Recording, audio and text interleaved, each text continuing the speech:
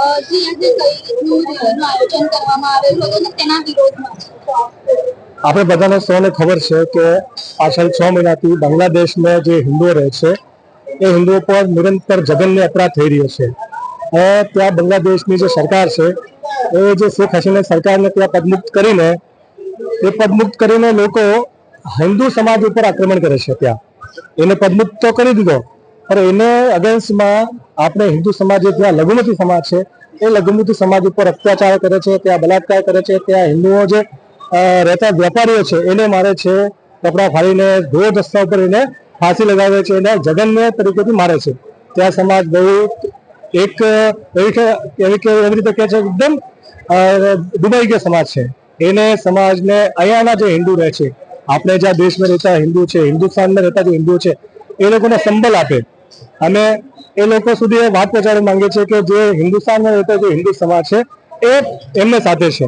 અને એને સાથે સાથે ત્યાં જે આંદોલન કરી રહ્યા ચિન્નસ્વામી મહારાજ છે એને ત્યાંની બાંગ્લાદેશની સરકારે જેલમાં મૂકી દીધા. એને ખિલાફ ષડયંત્ર કરીને એમને કોઈ એમનો અપરાધ નથી હોતો તો પણ એને બાંગ્લાદેશની સરકારે એને જેલમાં મૂકી દીધા. જી આજે ક્યાંથી રેલીનું આયોજન કરવામાં આવેલું હતું અને ક્યાં સુધી લાવવામાં આવે, કેટલા લોકો જોડાયા? આજે આપણે અથવા ગેટથી રેલીનું આયોજન કર્યો હતો. ત્યાં અમારા પ્રમુખ સંતજનો, સમાજના આગેવાનો, સંગીની ગ્રુપના જે અધ્યક્ષ છે એવા વડીલો, સમાજના આગેવાનો અને જે કહેવાય કે સમાજ સેવક એવા ઘણા બધા લોકોની આગેવાનીમાં અથવા ગેટથી માંડીને કલેક્ટર સુધી અમે રેલીનું આયોજન કર્યો હતો.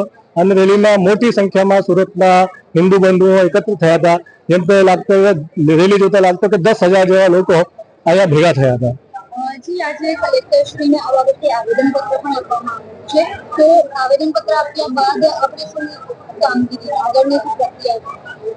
જો અમારી જે એક માંગ છે એ માંગ 4-5 માંગોને લઈને અમે કલેક્ટરશ્રીને મળ્યા છીએ અને કલેક્ટરશ્રીએ અમને એવો જણાવ્યું છે કે એ જે પ્રતિવેદન છે એ આપણી રાષ્ટ્રપતિ શ્રી દ્રૌપદી મુર્મુને, મહામહિમ રાષ્ટ્રપતિને પહોંચાડશે. અને અમારી ભારત સરકારને માંગણી છે કે એ ત્યાં દબાણ કરે, જે પણ રીતે બાંગ્લાદેશમાં રહેતા હિન્દુઓની રક્ષણનું કાર્ય એમનો છે અને વિશ્વ પટલ પર બાંગ્લાદેશમાં રહેતા હિન્દુઓની રક્ષણ માટે એક માહોલ પેદા કરે અને ત્યાં દબાણ ઉત્પન્ન કરે. આગળ આ કામગીરી ન વધે તો અમે આ જે વિરોધ પ્રદર્શન અમે ધીમે ધીમે વધારીશું એવો અમારો માનનો છે.